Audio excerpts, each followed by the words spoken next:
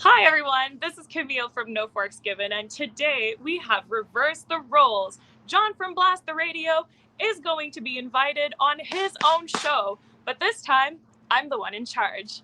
Hey John, how's it going? I'm not sure how I feel about this, Camille. I don't give up control easily. Very strange, but I am happy to be, doing this show with you. Not only the show, but also kind of invite you over, do a collaboration, kind of like we did in the good old days. And Well, I'd it's like to kind of kind what of we talk do, about right? that. Yeah, you and I are kind of like your business and my business are so well aligned. We're really just we're one and the same, I think, at this point. Yeah, that's what's so interesting and so fun about our kind of like relationship. It actually started by just like you supporting my business, I'm supporting yours, and then eventually it just became like more of a friendship along the lines. And today we get to do both friendship, on a personal level, but also do a friendship on a business level, which is very, very fulfilling. And that's kind of what I wanted to talk today about. Okay. I kind of wanted to go through a little bit of our history. So, how did you hear about No Forks Given originally, and how do we go about, the relationship we have today? So I came across you quite simply. You were set up as a food truck at Bank and Hunt Club, which is right near where I live. I drive past that intersection multiple times a day, and there was this new food truck, and there'd never been a food business there before. So it's like, I got to try this place out, and it was like literally within moments of not even placing my order, just just walking up, the whole environment and the whole energy from your business was just so overwhelming and so appealing. And then on top of that, the food was fantastic. So yeah, it's just I need to go back there, and I need to go back there immediately. So I introduced myself to you. You were receptive to it. You were interested in who I was and what I was doing, and we both saw an opportunity to collaborate and do great things. So that's the Talking about energy, it's like your energy just matched ours automatically. You came in, did this video. You were like, "Come on, you BTR family, come over to No Forks Given," and we were forgot I had done that. You're swarmed by people.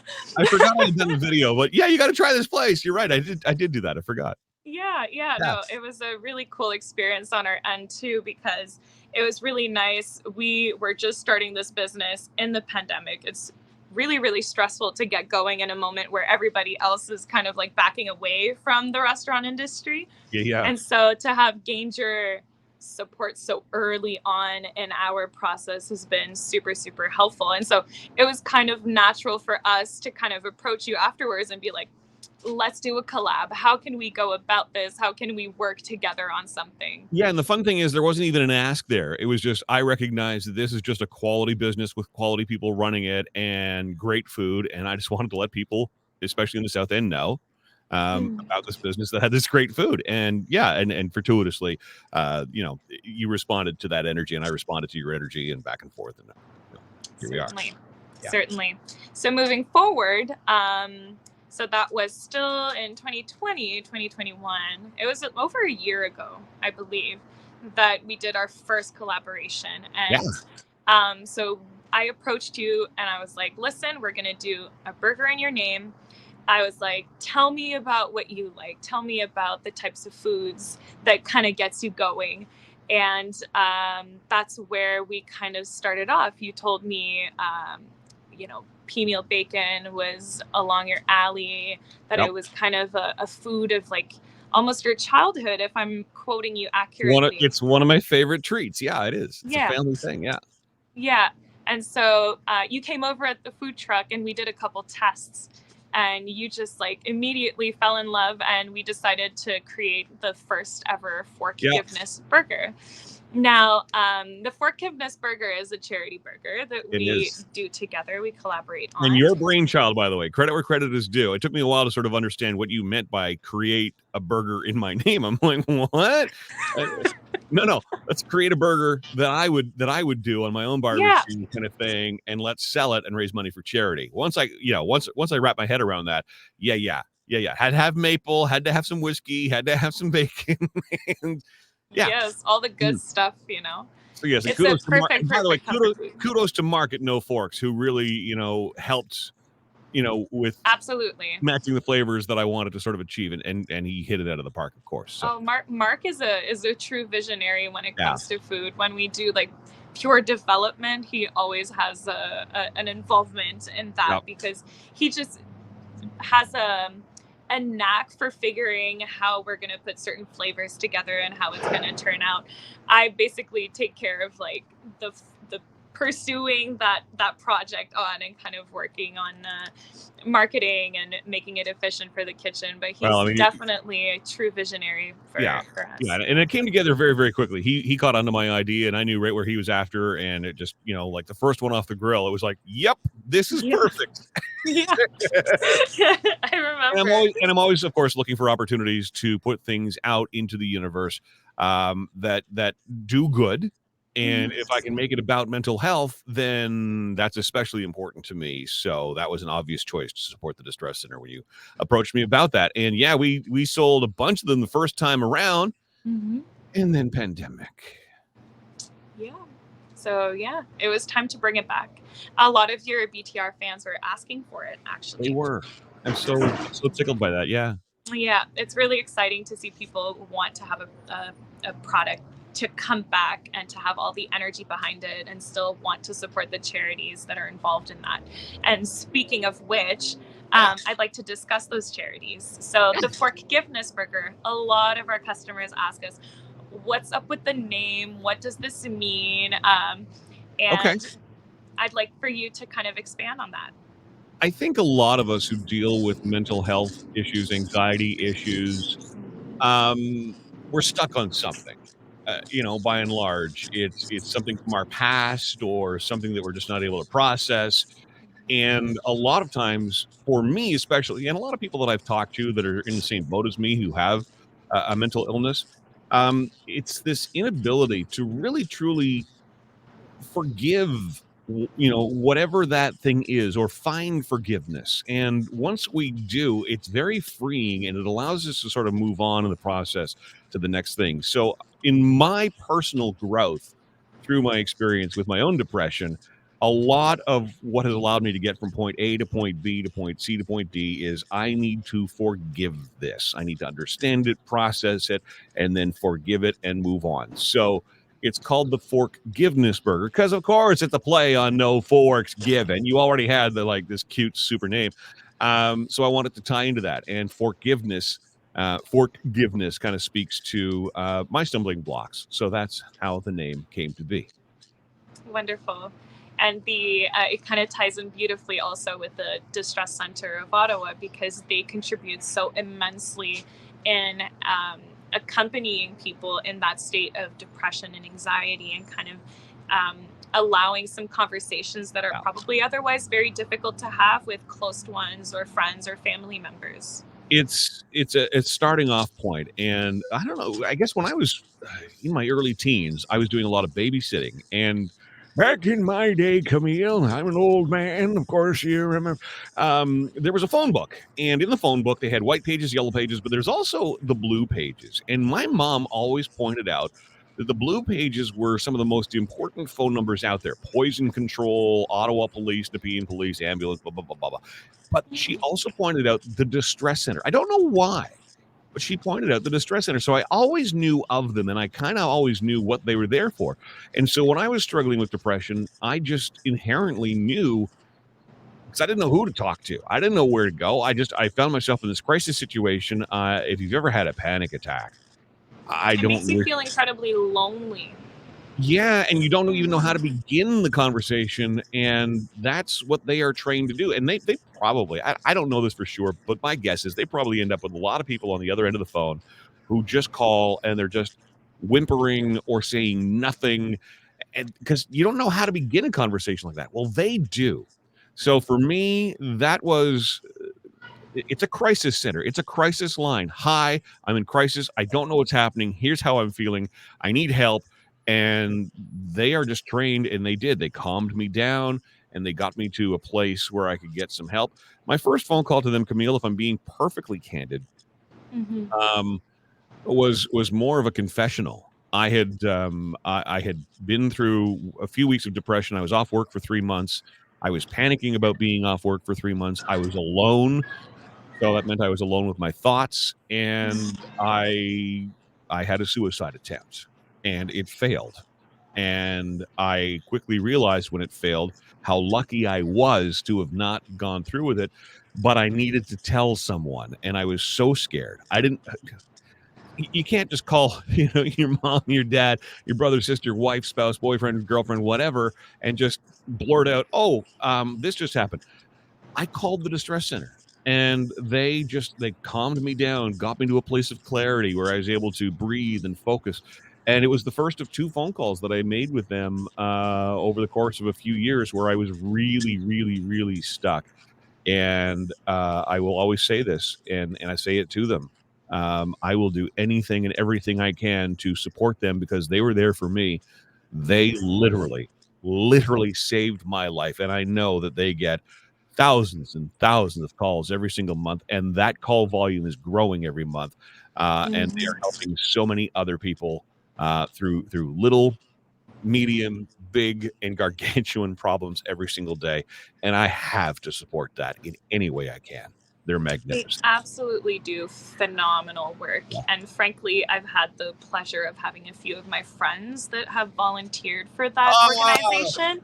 And the work that they do and the dedication that they have for their work, and the support that we are able to provide them is incredibly important for them to maintain Yep. their what's it called, the locaux, their spaces, their actual like establishment in which they get to perform those calls and take the phone calls. Yeah. And yeah, And the I haven't seen it, but I mean, my understanding is it's just a basic call center. It's just a bunch Yeah. of cubicles and it's a private space and headsets. So I mean, and it's all staffed by volunteers. Sure, at the higher end there are some managers and things like that, but the overhead really is things like, just the chair they sit in, the desk they work from, the phone needs to be purchased. I like to think that, some of the money that I've raised, including some of the money that we've raised through the, sale of the Forkgiveness Burger with you guys at No Forks Given. I always like to think that, that person that's volunteering at 2:00 in the morning, that pot of coffee they're having, we bought that. We bought that cup of coffee that's getting them through the night so that they can help someone get through that day. And this is what building a community is, right? Whenever you have an organization that, helps support the community in such an important fashion, especially post-pandemic, during the pandemic, they survived through all of these different stages of crisis for a lot of individuals in terms of mental health, and a lot of heartaches have been going on. So it's really nice to be able to support an establishment that has been supporting our communities so much as well. Yeah, Agreed. absolutely. So I'm really, really happy that we are able to bring this collaboration back. I am so grateful that you are so open and willing to talk about your experiences with them. I am also very happy that you were able to go through a process that is allowing you to be much better today. Although mental health is always a continuous issue, it's always a continuous growing thing that we learn to live with and cope with. So it's a very important topic. It's a very important subject, and I'm glad we're able to discuss it. And you know what? I really appreciate you saying that because to my knowledge, I mean, nobody really sort of just snaps their fingers and there's a cure and you're resolved. There's no medication for this. It's a lifelong process. And my doctors have, my therapist and my own medical doctor has said, this is going to be a lifelong thing for me. And it's a lot of it has to do with serotonin. So there's chemical reasons within my own body and within the, people who deal with depression and anxiety and other mental health issues as well. It's just, there are medical reasons for it. But it's that process of getting yourself over these humps. And you know what, Camille, if I'm being honest too, it's a lot of it is just surrounding yourself with really great people. And I've told you this, I remember a moment standing at your food truck when you said something about another food business. And I stood back and I went, wow, that is so not the world I come from. Because in the radio world, sure, behind the scenes, we all know everybody. And, I know people work at all the other radio stations and they all know me. And we can go and sit and have a beer and have conversations. But outwardly, The message we want to put out there to the world is we're number one. We killed them in the ratings. We have more listeners than they do. They flip formats because we took them off the map, and it's this kill, kill, kill attitude. And you just articulated this, which is just in your DNA, and it's just the reality of your food business. And you were just, oh, we love that place, and we have no problem recommending. And I thought, I need to be more like that. Mm-hmm. And so a lot of what's helping me is just surrounding myself with really positive people who have really amazing outlooks on life, like you, like Mark, like a lot of your staff at NoForksGiven. You hire so well. You hire so well. Like Thank we you. were there for comedy night recently, and one of your staff members was just, off. It was their day off, Yeah. but she was out for a walk, and she just decided, I want to pop in and say hi to the gang and say hi to Milky. I mean, this is the kind of environment for me. I need that positivity. So yeah, I will move heaven and earth to do whatever I can to get the word out about No Forks Given. And you've taught me a lot, and you've been part, just and it may not seem like a huge thing, but it's little moments like that for me are huge moments that change my thinking about something and change the trajectory that I'm on. And I just appreciate you guys for a lot of reasons. Well, thank you very much. It's kind of strange to hear that from someone else, because I get it. It genuinely just feels like a way of life. I just enjoy doing what I do, and I enjoy being surrounded by people that are enjoyable. So I feel like and that's my point. I want to tap into people like you. I think that is, Yeah. But it's very nice to see that the results of that also impact other people around us, other friends and other businesses now. You have a huge impact. You don't know the difference you're making in people's lives just with the energy that comes out of your food biz. Well, I am humbled by your words. Thank you very much. Although I do have to throw the ball back. I do have tremendous respect and appreciation for what you do on a regular basis and the amount of connections you create within your own community. I see what you do on your Facebook, but I also know you personally now. I feel like we've seen each other on a very regular basis for quite some time now. You are an incredible person, both in your persona online and personally. So it's truly a blessing to have come across your path and to be working alongside you. And I'm looking forward to the future projects we're going to be working on.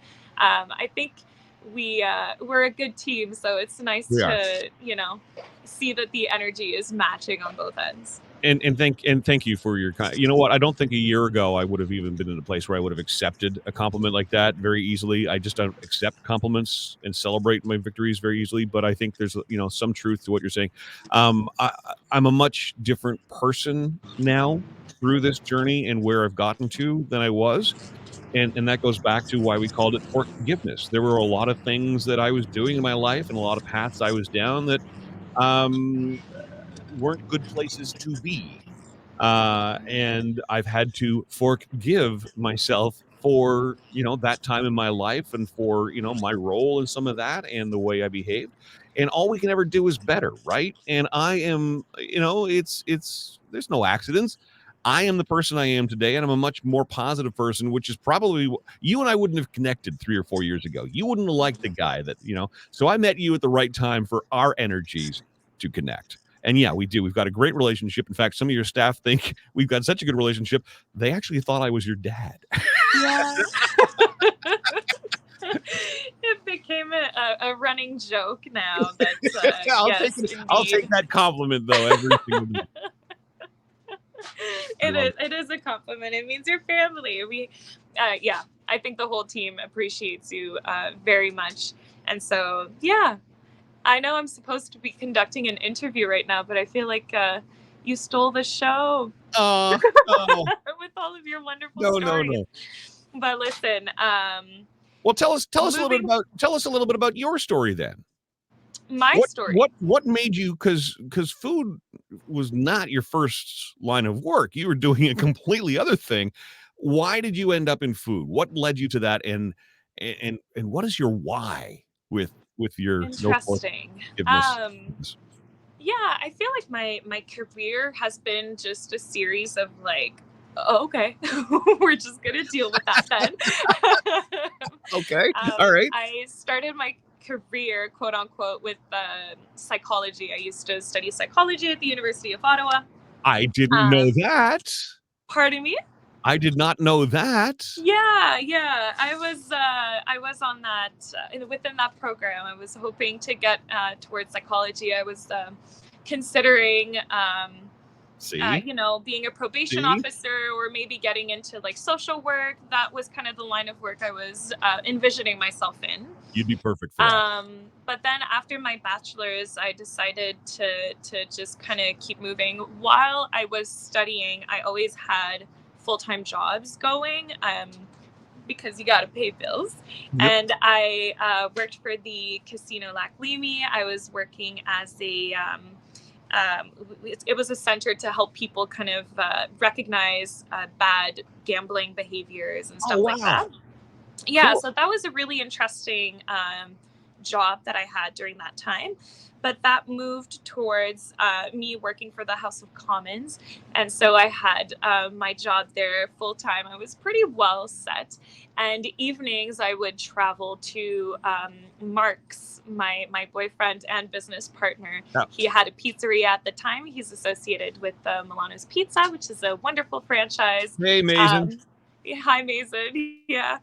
And so, I would travel evenings and weekends to help him out there. And with time, he developed pop curds, which is now the deep fried bread and cheese curds that you can find across Canada. That's right. You know, that's when right. we So talk about these pop Mark curds being a food visionary. Yeah, these pop curds are so great. So it's basically the same cheese curds, and you guys are both from like the St. Albert area too, which is kind of funny, right? And I'm sure Absolutely. you get teased and ribbed about that a lot. Yeah. But it's the same cheese curds that you would find in the tin, and you guys go ahead and deep fried them. They become this thing, and now other restaurants across Canada are like, hey, no forks given. How do we get those? And so now you're supplying other restaurants with your pop curds. I love that story. Yeah, it's really fun. So that was kind of my first time dabbling into like the food industry, because Mark was in the pizza business. He started making pop curds out of his restaurant, and eventually Mason gave him this wonderful opportunity to manufacture at a larger level. And so we started supplying the franchise, and then we started supplying to other chains and other restaurants, and it started like growing in the Ottawa region first, and then we kind of expanded more and more. Yeah, so that was kind of like the first time I started working. I'm sorry, I thought pop curds were something you developed for No Forks Given. I didn't realize that they had been created before you had No Forks Given. No Forks Given is like a further down kind of volley in that career path. Yeah, we were doing the manufacturing stuff. And in order to do marketing, Mark and I decided, you know what, let's open up a food truck and do special events with that. And so we opened up our food truck that we would go to like a bunch of like festivals, music festivals, beer festivals, and all kinds of stuff. And we would go and station the truck and only do two poutines and the pop curds. And all of our products had pop curds on it. And I was doing that on the side while I had my career going with the House of Commons, until Mark had a bigger business opportunity and couldn't really leave the pizzeria. So he was like, listen, I kind of need your help here. What can you do for me? And I took the decision to quit my career to take over the restaurant or the pizzeria for him so that he could go on and develop his project. And so we did that, sold it, and then I only had the food truck going. And the moment we sold the pizzeria was kind of the moment when the pandemic hit.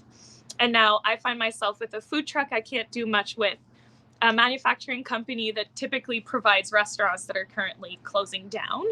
And then that's it. We're kind of stagnating here, and we're not sure what to do. And so I remembered I have this Google Docs thing where I just I get ideas and I just create a whole business plan with menus and plans and all kinds of stuff. I have like so many of those documents.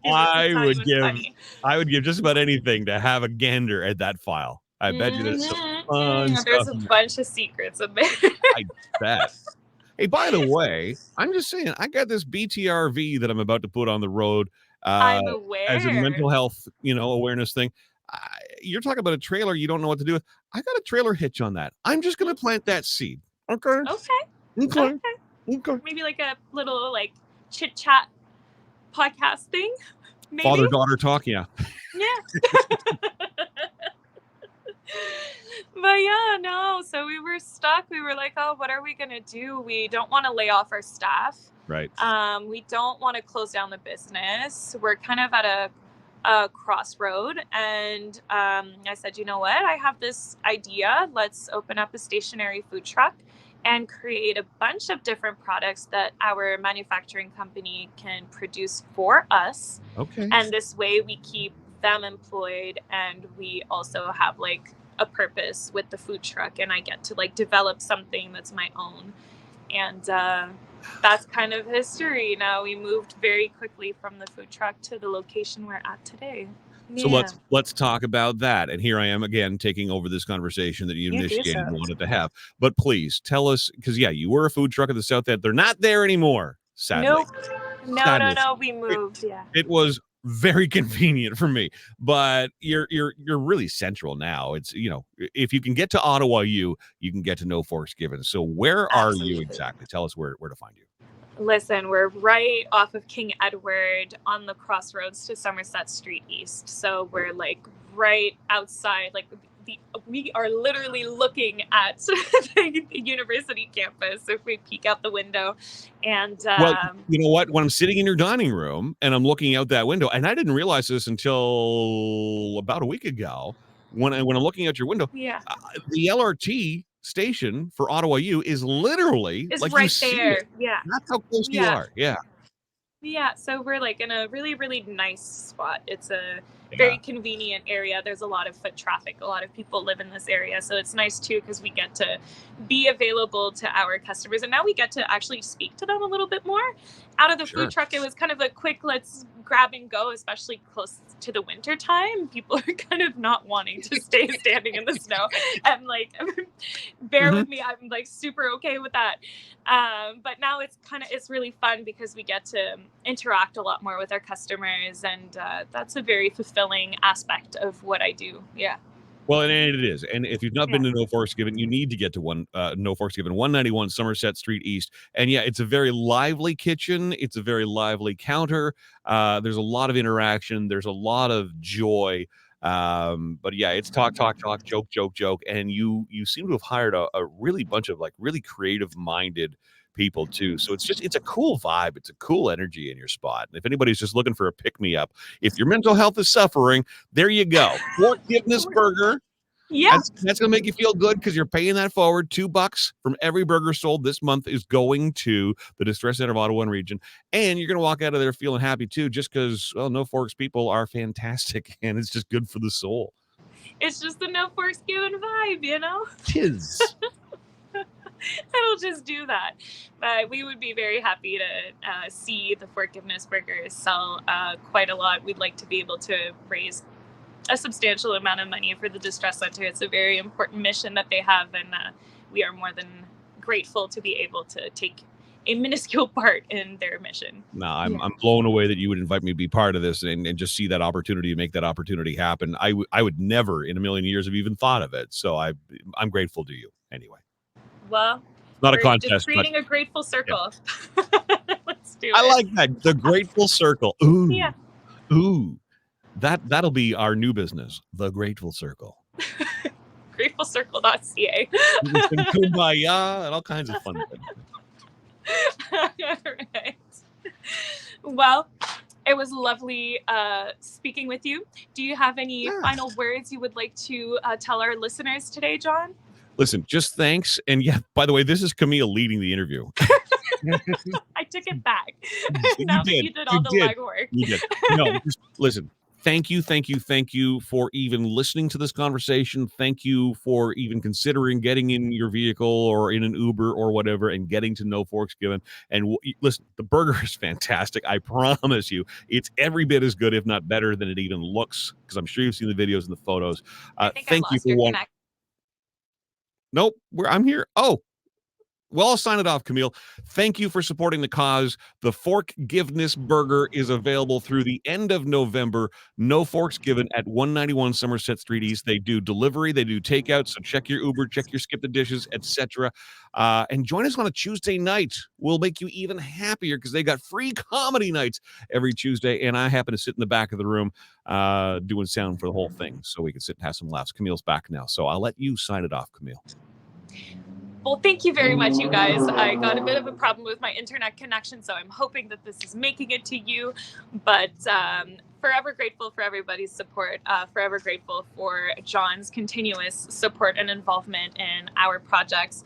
And most importantly, I can make a slight difference either in your day or in everyone else's. Think about the Distress Center, please, and we'll see you soon. Thanks a lot, guys. Bye.